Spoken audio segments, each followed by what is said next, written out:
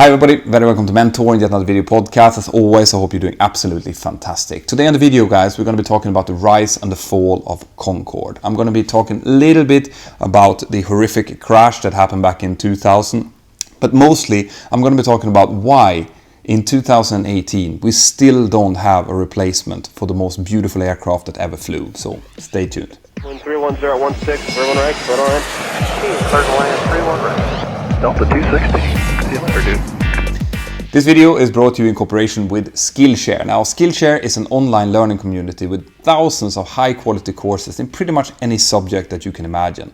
The 501st of you who uses this link here below is going to get 2 months of premium membership completely for free, so check it out.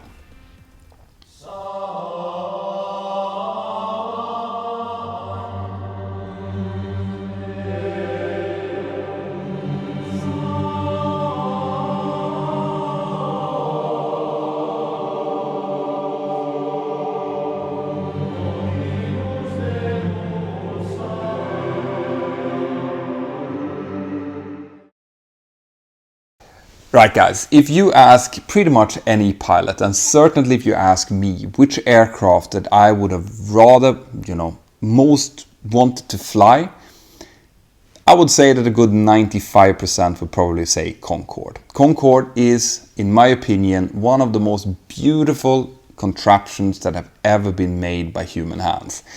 The way that it looked, its performance, its sound, it supersedes anything that we have today. So why is it that we don't have a replacement?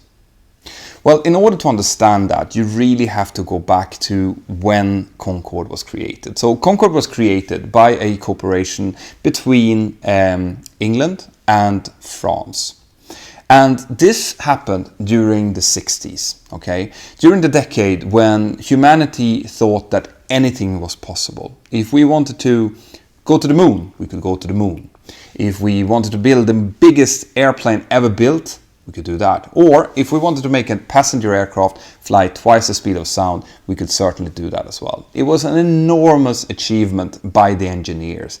And to think that they made this aircraft basically sitting in a room, scribbling on a paper, trial and error, is mind-boggling. The reason that it was England and France who did this and not the Americans are probably many, but I personally think that they just wanted it more.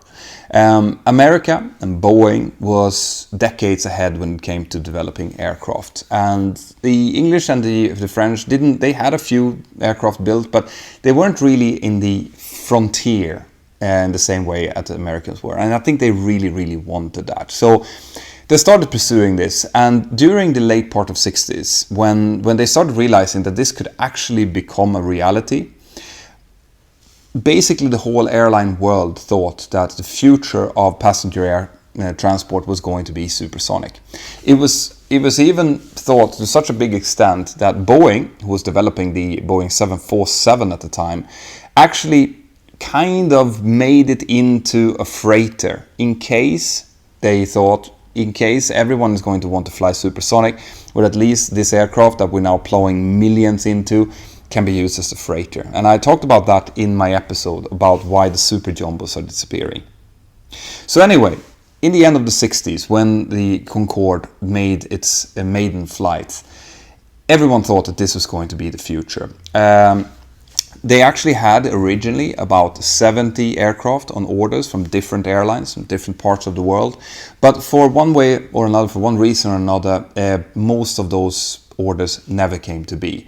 And they ended up only producing 20 Concordes. 6 of them were test aircraft and 14 was made for Air France, who took 7, and British Airways, who took the other 7. Okay, so this was the complete kind of manufacturing scope of the Concorde, and herein lies one of the reasons for its demise later on. So what's the Concorde then? Well, I mean, the Concorde was built, it was a technological marvel. It could fly twice the speed of sound, so it cruised at an altitude of between 55 and 60,000 feet at Mach 2.04. normally, which meant that it could fly from London to New York in less than 3 hours. The official record is still 2 hours, 52 minutes and 59 seconds. And I doubt that we will see that broken anytime soon. This basically meant that you could put yourself in a Concorde and you could start flying at 9 o'clock in the morning in London and land at about 8 o'clock in the morning in New York, because it actually flew faster than the rotation of the Earth. This is a marvel, okay? But they realized fairly quickly on that this marvel of speed would take a lot of fuel. The Concorde was guzzling fuel at a rate that you cannot understand. Only to taxi out in Heathrow would burn about 2 tons of fuel. Okay, that's equivalent to the burn of an Airbus 320 flying from London to Paris. So, you know, that amount of fuel, the amount of fuel that it was using to only transport about 100 passengers, meant that the ticket prices needed to be really, really high. Because the Concorde would, on its journey from Europe to the United States, burn as much fuel as a 747 did. But of course, a 747 would be able to carry maybe 400 people, while the Concorde only carried about 100. Okay, but if you offset the fuel price with very, very high ticket prices, well, then you can still make this work. Okay, but there's another problem here as well, and the problem is that a passenger who buys a Concorde ticket is likely to want to fly on Concorde. So this means that if the aircraft goes tech and you only have 7 Concordes in your entire fleet, well, then you have to have a spare Concorde sitting on the apron somewhere, waiting in case there would be a problem with the other Concorde. And this is exactly what happened. British Airways used to have a Concorde just sitting, waiting, in case it would be needed in New York, for example, in order to take the passengers with their beloved Concorde to their destination. So why wasn't it a bigger financial hit then? Or why wasn't it a bigger hit at all? Well, very soon after they started using it, there was starting to be complaints about noise. The Concorde used 4 Rolls-Royce Snecma engines that used afterburners in order to take off, and afterburners in order to break through the sound barrier. So it created an enormous amount of noise during takeoff, right? And then as it went up and it went supersonic, the sonic boom that it created was even noisier.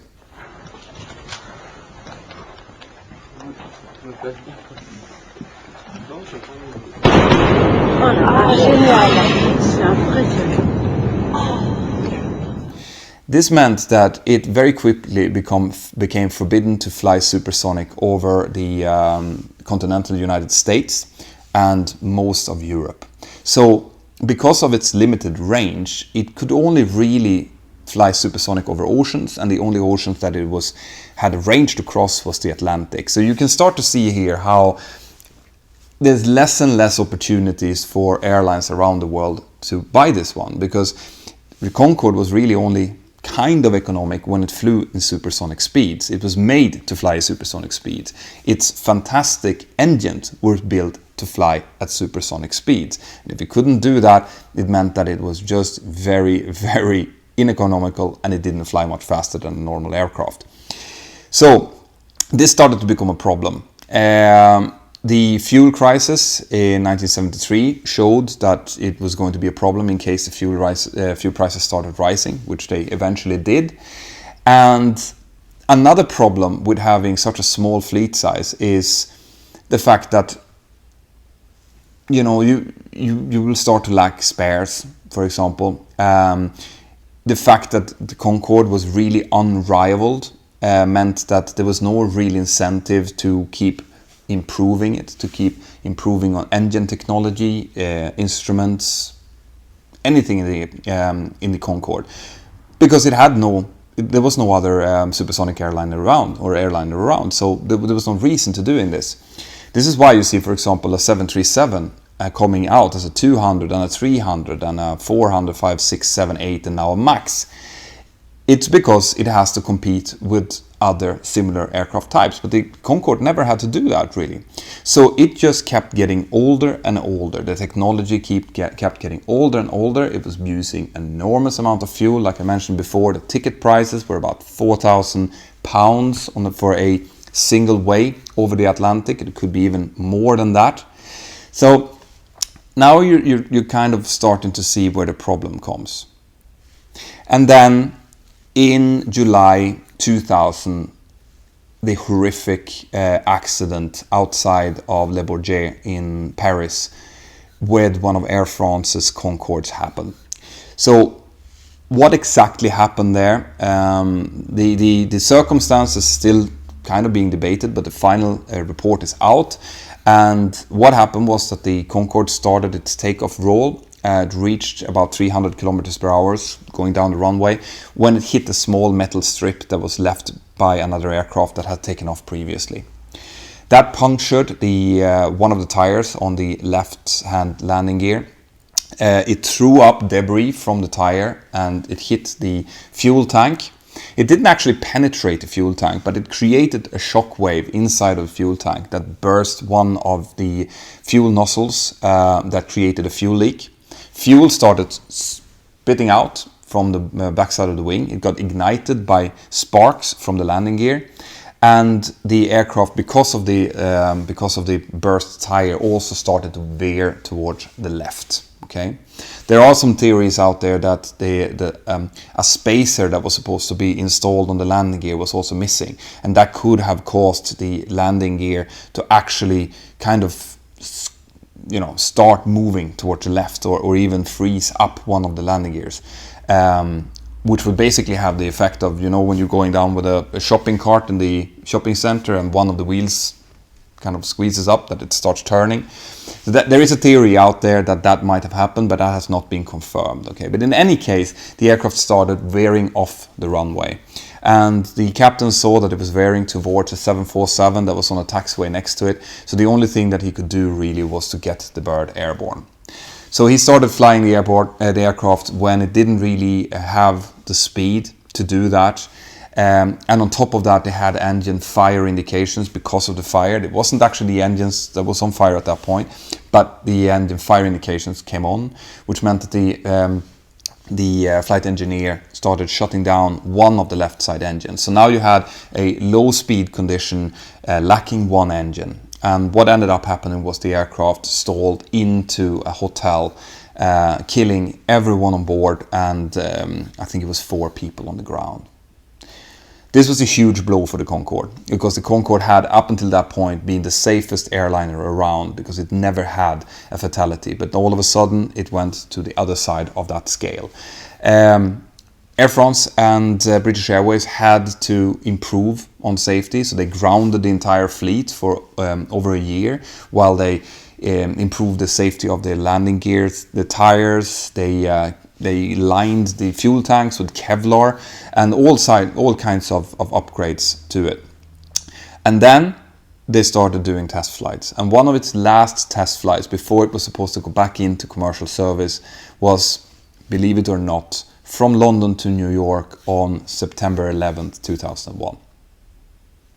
So the Concorde landed just minutes before the first flight flew in through the Twin Towers in New York, which, of course, among other things, caused an enormous crisis in the airline industry. And believe me, I was training to become a pilot in 2001 when the industry went from being fairly promising to being basically dead overnight.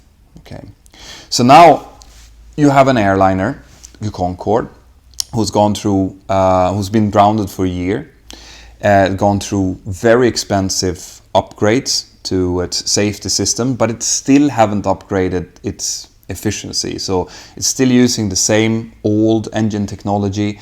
It is still fuel guzzling. It's not that comfortable. I mean, flying on a Concorde was quite cramped. Yes, there was great food service. Yes, there was a lot of legroom, but it wasn't that, comfortable. It's not like a first class seat in a modern airliner today.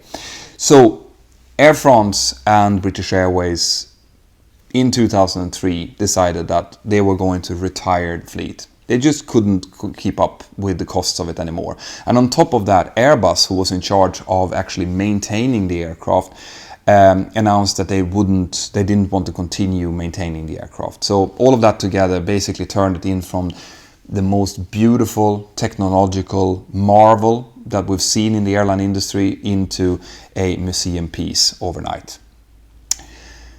So in November 2003, the last Concorde touched down, and after that it was moved to several museum locations throughout the world. There are some in America, there's quite a few in the UK as well. And that was basically the end of the supersonic era as we know it. So what's the future looking then? Well, the fact is that there are several projects on the way for supersonic transport vehicles. Some of them are private jets. Private jet makes kind of sense because people flying private jet tend to have a lot of money. It doesn't tend to be that fuel economy sensitive. So it's likely that we will get to see some private jets that are supersonic. But there is actually one company who's looking very promising, which is Boom Technology, who's looking into building another supersonic airliner that will be cruising at similar speeds to the Concorde, around Mach 2.0. But this one is going to be 3-engine rather than 4. And it's also, being able to avail of all of the technological advances that we've done since 2003. Both in engine technology and in the use of composites, making the aircraft lighter, in further building on the wings to make sure that they are even more useful for purpose. And Boom is saying that if they can get the aircraft to be about 30% more efficient than the Concorde, then they can make it financially viable. And they're on their way to doing that. So I would love to see another supersonic airliner out there in my lifetime. And Boom, if you need someone to come and fly your new jet when you have it up and running, give me a call. So that's it, guys. I'm very sad not to see Concorde flying around. I actually had the pleasure of seeing it in the air since I started flying in 2002, which was just before they retired it. It was a sight that was beyond beautiful. If you're an av geek like me, to see that sleek body with its nose up into speed configuration, absolutely beautiful. Anyway, guys, before we go, I want to say a thank you to the sponsor of this episode, which is Skillshare. Now, Skillshare has, like I said before, thousands and thousands of high quality courses in pretty much anything that you can think of. I have used it myself to improve my Spanish skills, but lately I've more and more started looking into, for example, courses in company management and social media marketing and things like that, because it's a very intuitive form of learning. You search for what you're interested in. There will be a teacher there who's giving you, both visual aids and explaining, pretty much like I am doing, of how things works. So the 501st of you guys who uses this link here below will get 2 months to try it out, and that's the full-blown feature of Skillshare. So it's basically, there's no risk. Just go down, check it out, and if you find a course that you like, continue using it. Have an absolutely fantastic day wherever you are out there. And before I go, I also want to remind you guys that if you want to talk to me personally, you can either join my Patreon crew, which is kind of my core crew that is previewing my videos and helping me with thumbnails and things like that. There's a link to them down here. Or you can just download the Mentour Aviation app. The Mentour Aviation app is available both for iOS and Android, completely free to download. And in there you can also find courses that I've made about, for example, how to do a Cat 3 ILS approach, or how to set up the 737 from cold and dark until it's ready to taxi.